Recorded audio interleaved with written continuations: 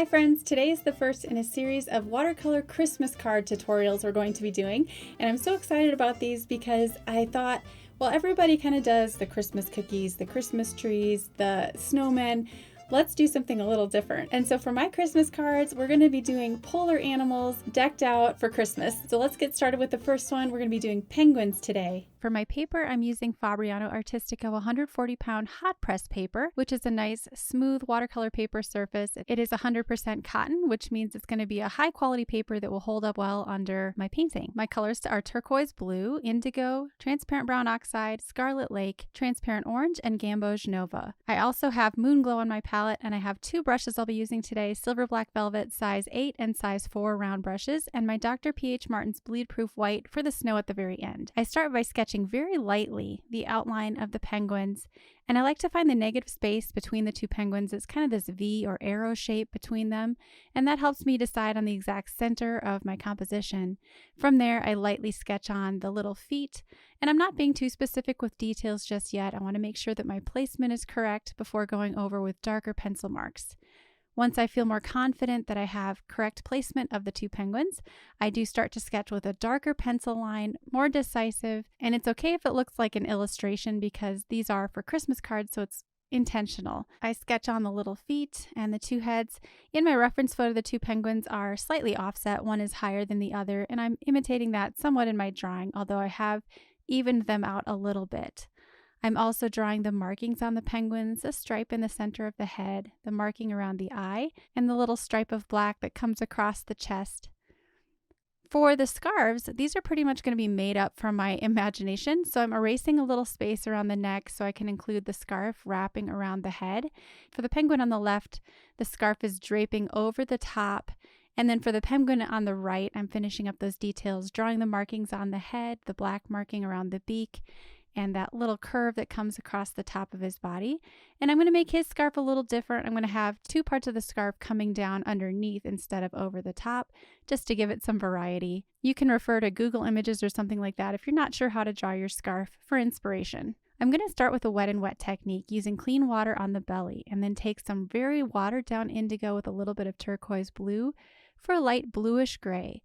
I'm dropping this in wet and wet into the belly and underneath the scarf to indicate some shadow tone and help us understand the roundness of the penguin's belly. I'm also applying this underneath the head. I go in with a darker version of my indigo, darkening on the very bottom side of the belly. Again, this is to help give him some shape and some roundness so that we can feel that there's a light source in the image. And then I use a almost dry brush to soften and smooth out those edges, so that we have a nice sense of the curvature of the penguin's body.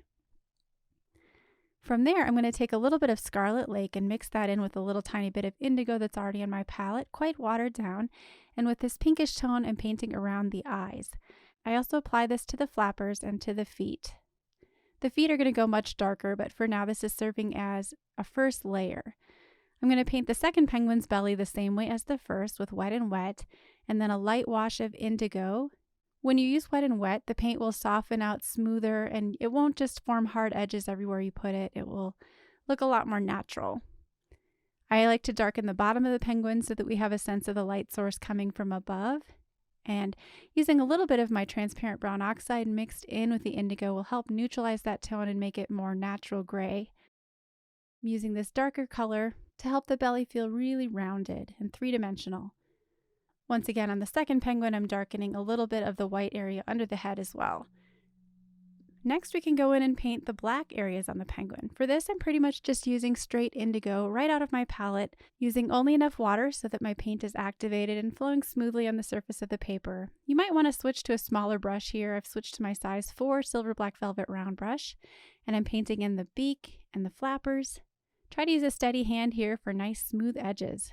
To paint the markings on the penguin's belly, you can see in the reference photo that they're a little bit bumpy, so I'm matching the movement of my brush to what I'm seeing in the reference photo, whereas the flappers are really a nice solid black, so I'm using smoother brush strokes with lots of juicy paint. I paint the two flappers side by side pretty much at the same time so that the colors will meld naturally on the paper. And then I'm adding the black over the top of those little pink feet. I'm leaving just a couple little highlights showing in between my brush strokes, but the feet are mostly black. If you don't have indigo, of course, you can use Payne's Gray or Lamp Black, whatever black you have on your palette. I'm painting in those feet really quickly and loosely, not worrying too much about details here. And then moving on to the second penguin's head and black markings, I start with the black forehead, remove some of the paint, and then soften it out at the top so that it's just a little lighter in value. This is helping us understand the light source from above. I'm also painting in the face and the beak.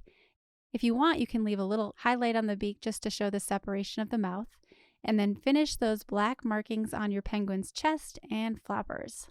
Once you're finished with all those black marks, you can add little dots to the penguin's bellies. You can see these in the reference photo. They're so cute. I did remove most of my paint, so I just had a tinted wash of my indigo left on my brush. I want these spots to be much lighter in value. All right, next I'm going to mix up some green. I'm using my yellow and my turquoise blue, and this is producing a really vibrant, bright green. For this first penguin, I'm painting his scarf green. And I'm adding a few little details like stripes in the scarf and adding some cross hatching so it looks knitted.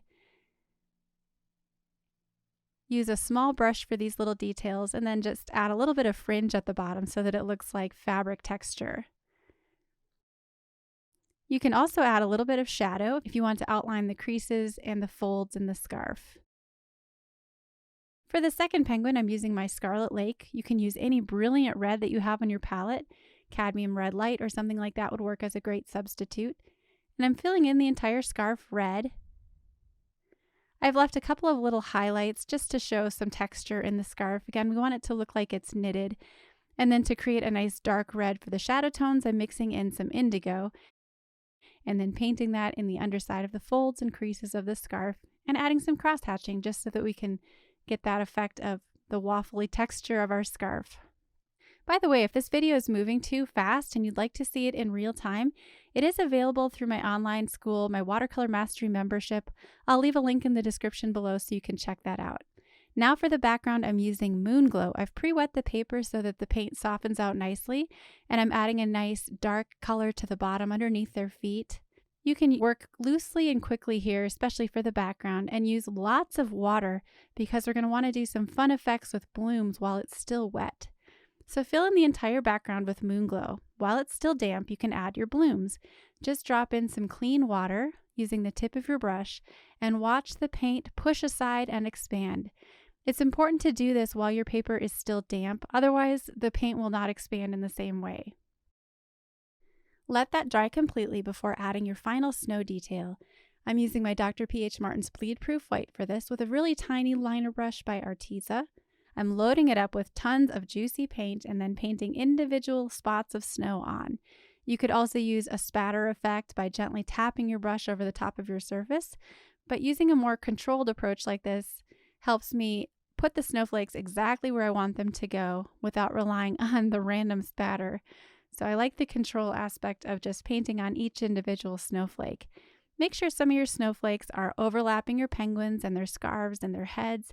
This gives us a sense of the dimension of the painting and helps us understand that the penguins are standing in a flurry of snow. Add as much snow as you want.